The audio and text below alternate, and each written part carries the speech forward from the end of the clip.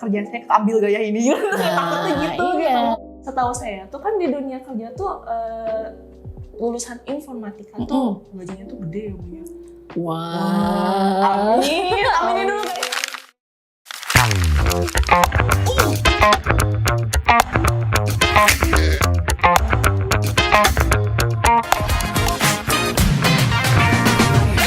Siaran edukatif ringan dan unik. Selamat pagi semuanya, kembali lagi bersama saya dalam usaha merebut Singgasana Pak Bimo.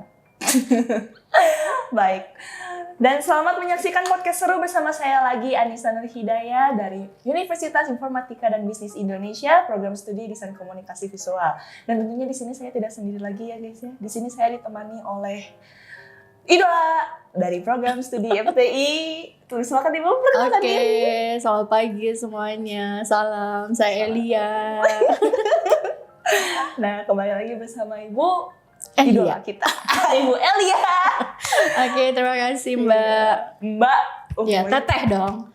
Tapi saya bukan teteh lagi, Bu. Apa ya? Sudah sedikit Oke. tua ya. Di antara angkatan-angkatan saya gitu. Aduh, gimana gitu. Oke, Iya. jadi di sini kita akan membahas tentang program studi informatika ya, Bu ya. Boleh. Nah, setahu saya nih ya, Bu ya. Kan kalau informatika tuh penuh dengan pemrograman. Nah, Penuh ya? penuh. Saya tahunya seperti itu gitu kan ya. Teman-teman ambassador juga ada yang dari situ gitu kan ya. Bahasnya tuh pemrograman lagi gitu kan ya. Oke. Wah gitu, saya juga pernah belajar untungnya. Oh iya? Jadi paham gitu. Oh, Nah, siap-siap. setahu saya tuh kan di dunia kerja tuh lulusan informatika tuh gajinya tuh gede ya Bu ya.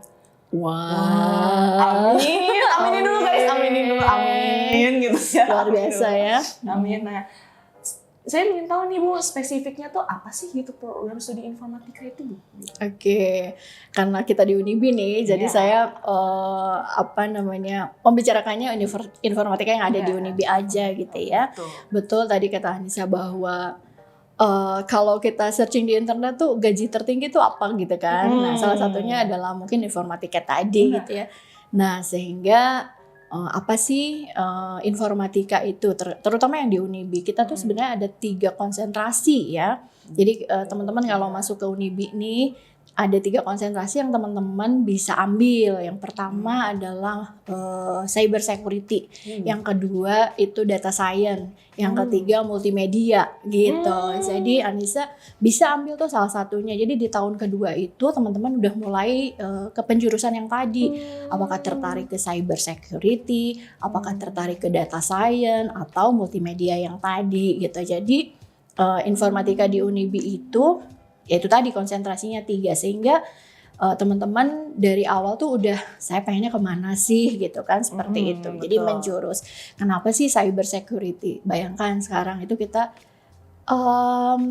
mungkin generasi sekarang adalah generasi internet, bener nggak Betul, sih? Nah betul sehingga mana ada sih orang yang nggak kenal internet, betul. yang nggak pakai internet dan lain sebagainya. Nah sehingga itu tadi muncul satu konsentrasi yaitu cyber security. Gimana sih cara kita ngamaninnya dan lain sebagainya. Akun pribadi. Bener, kalau teman-teman mau tertarik pada apa sih, bagaimana mengamankan akun, data dan lain sebagainya. Nah itu bisa masuk ke cyber security.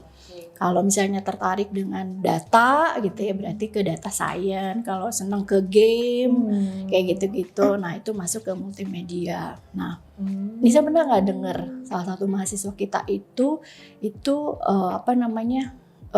kemarin itu masuk ke seminar internasional conference. Wah, Nah itu internasional. internasional, alhamdulillah. Jadi minat dan bakatnya memang sudah terlihat dari yang tahun kedua itu gitu, sehingga kami dorong untuk lebih explore gimana sih ilmu-ilmu yang mereka dapatkan itu, sehingga ya itu tadi ikut conference ke internasional yuk. Tentu itu jadi satu achievement untuk mereka sendiri gitu sih kira-kira. Jadi informatika itu apa? Jawabannya ya mungkin tadi sesuai dengan Bu, saya pernah nih ngoding dan lain sebagainya. Dalamnya ada pemrograman itu gitu ya. Cuman dengan konsentrasi yang tadi saya sebutkan. Gitu loh, Nis. Apalagi penjurusannya ada yang sama kayak program Oh, iya? saya ya, Bu, ya, ternyata guys ya. Ada sama Iya, juga iya. multimedia, saya juga ada ternyata. Oh, dari multimedia ya? Iya ada juga, Oh, soalnya iya. mungkin kita bersinambung kali ya Bu ya. Iya, kan kita pernah ya di DKP sama FTI dulu. Kemarin tuh ada sharing atau collab dari penelitian atau seminar kalau nggak salah. Oh iya, betul. Oh iya, Iya kan? iya, betul. Kemarin baru ini. Oh bener ya. Iya, Oh iya. karena memang ada beririsan kan? Iya, sebenarnya gitu. Kayak misalnya kita membuat aplikasi Iya, terus gitu. desainnya dari anak desain komunikasi visual. Oh gitu. iya, betul juga guys. Kita beririsan, betul. Iya betul. Terus Bu, aku tuh bingung gitu. Apa sih perbedaan dari informatika, terus kayak sama ilmu komputer, terus perbedaannya sama teknologi informasi itu bedanya Nah, apa? ini yang biasa kita tanya di awal nih ke mahasiswa baru gitu. Sebenarnya kenapa sih memilih informatika gitu? Kenapa nggak ilmu komputer? Kenapa nggak yang lainnya gitu? Nah, kadang-kadang mereka juga bingung sebenarnya. Sama gitu. Iya. Di pikiran kita yang awal-awal kayak Pokoknya komputer gitu ya. Saya tuh komputer aja gitu. Bener. Tadi kan Nisa udah bilang tuh informatika itu, Bu, kayaknya bau-baunya coding nih gitu kan, pemrograman nih gitu. Nah, itu absolutely benar gitu ya. Nah, kalau ilmu komputer atau teknik komputer mungkin biasanya penjurusannya prodinya tuh disebut teknik komputer itu lebih ke hardware gitu ya, sepemahaman saya betul. Nah, informatika itu ada di tengahnya, ada di perangkat lunaknya, ada di softwarenya buat coding, pemrograman dan lain sebagainya. Nah, kalau sistem informasi itu teman-teman yang di SI itu lebih ke bisnis analis gitu. Jadi makanya workflow alur bisnisnya seperti apa, sehingga alurnya kalau bisa saya sederhanakan adalah dari teman-teman SI, kemudian ke teman-teman UF, kemudian ke teman-teman teknik komputer gitu ya. Sederhananya seperti itu. Tuh. Begitu. Jadi Ibu, saya juga mau kepo nih Bu. Apa saya tuh sebenarnya tertarik ya Bu ya untuk coding-codingan juga gitu, karena emang program studi desain komunikasi visual juga ada coding-codingan. Ada codingnya. Oh iya. Video UI UX gitu. Tapi saya sendiri gitu, menurut Ibu perlu nggak sih belajar pemrograman gitu Bu? Kalau mau lebih memahaminya gitu. Kalaupun iya gitu, mulainya tuh dari mana kan biasanya kayak ada HTML dulu kan. Ada saya sih belajarnya waktu kemarin Python tuh, tapi masih nggak bayang gitu. Masih bingung gitu. Siap. Perlu nggak sih sebenarnya? Sebenarnya kalau apapun itu bentuk ilmunya sebenarnya perlu aja gitu kan ya, kita ngambil pengetahuan dan keterampilan tuh dari mana aja, bener nggak Nis? Nah tapi apakah saya perlu untuk pemrograman? Kalau saya bisa katakan perlu gitu ya. Tadi UI UX gitu ya, belajar UI UX apa desain komunikasi visual gitu kan ya. Nah tadi ada bahasa pemrograman yang kalau sekarang tuh, kalau zaman saya dulu belajar tuh masih Pascal. Jadi kita tuh masih perlu menghafal sintaknya kan gitu, coding-codingnya kayak gitu. Kalau sekarang tuh zamannya udah visual nih, jadi kita tinggal drag gitu kan. Nah kemudian ada AI yang bisa membantu kan gitu ya. Jadi tidak terlalu kesulitan untuk membuat sintak gitu.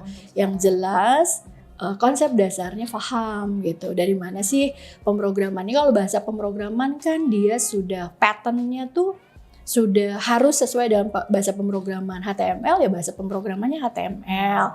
Kemudian tadi Python ya bahasa pemrograman bahasa Python.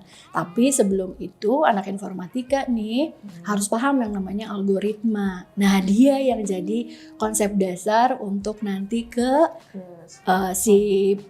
bahasa pemrogramannya gitu kan, seperti itu sih pada dasarnya gitu. Kalau tadi pertanyaannya adalah perlu nggak sih?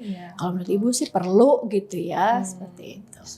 Kayaknya emang dasarnya kita mah emang semuanya perlu sih guys ya. Harus banyak-banyak gitu. belajar juga gitu. Selagi masih muda gitu. Masih muda masih bisa mencari tahu hal-hal baru gitu. Betul. Nah, terus gini Bu, gimana ya tentang tren teknologi sekarang menurut Ibu gitu, dan keterampilan apa aja yang berguna gitu buat masa depan gitu kalau misalnya untuk dari SI sendiri informatika. Nah, informatika itu luas gitu ya. Kemudian sekarang nih tadi saya katakan Nisa nih lahir di zaman internet, lahir di zaman semuanya berbau teknologi informasi kan gitu. Jadi menurut Nisa sendiri, saya balik tanya nih, menurut Nisa sendiri perlu nggak sih Informatika itu sejauh mana sih keperluannya? Kalau untuk saya Di zaman sekarang nih yang semuanya serba teknologi, semuanya serba internet, semuanya serba aplikasi. Nah, siapa sih yang bikin aplikasi itu? Nah itu sih perlu sih. Nah, saya itu kan gitu. Soalnya itu juga kan sebagai modal juga untuk kita Benar gitu. nambah gitu ilmu gitu. Aplikasi, siapa yang sih bikin aplikasi? Ya anak-anak informatika gitu kan ya, seperti itu. Nah, sekarang semuanya serba aplikasi.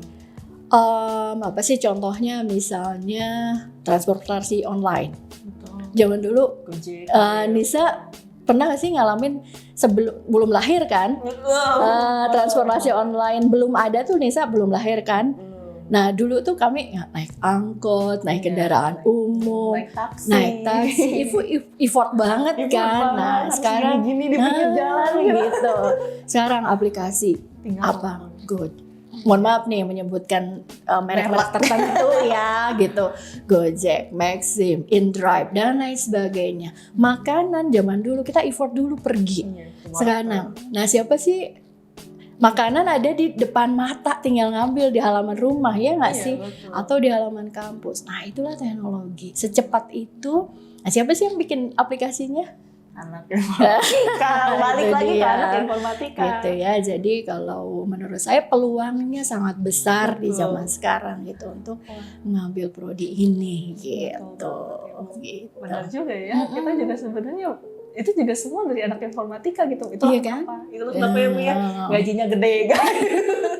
Karena sangat dibutuhkan di zaman sekarang gitu kan ya. Terus apa aja nih Bu yang harus dipersiapkan sama anak-anak dan generasi muda buat menghadapi era digital gitu, untuk yang misalnya untuk menghadapi semua perubahan digital ini gitu. Oke. Saya balik lagi karena kita di Unibi kebetulan kan tagline gitu adalah entrepreneur ya.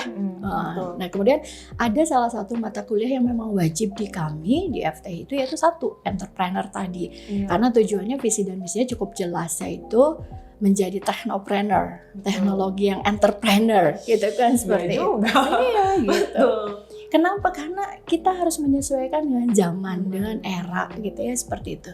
Jadi kalau Nisa nanya, apa sih yang harus kita persiapkan? Ya itu tadi, ilmunya dulu gitu kan. Bagaimana kita mau siap kalau ilmunya kita belum dapatkan, kita belum cari gitu dan lain sebagainya. Kalau udah punya ilmu ya ke depannya ya kita bisa siap-siap dengan pengetahuan. Nah itu dia, dengan yang kita miliki gitu ya, pengetahuan yang kita miliki. Apalagi kalau sekarang zamannya berkembang sangat pesat gitu ya. Di mana-mana, apalagi kita digadang-gadang melawan AI gitu kan. Nah, jadi gimana caranya kita sebagai human, manusia tetap menjadi manusia gitu ya. Padahal yang buat AI siapa sih? Kita juga kan ya gitu. Kenapa kita harus takut lagi sama AI-nya? Padahal kita yang buat. Nah itu tadi, berarti apa sih yang harus dibutuhkan? Itu tadi. Ilmu, kemudian sesuai dengan tagline kita entrepreneur. Gimana sih kita jadi entrepreneur gitu kan ya. Karena kalau saya lebih setuju kepada lebih baik kita menciptakan daripada kita jadi pengikut gitu ya. Seperti saya tidak bukan berarti saya tidak sepakat dengan menjadi karyawan atau karyawati gitu ya, tapi budak korporat.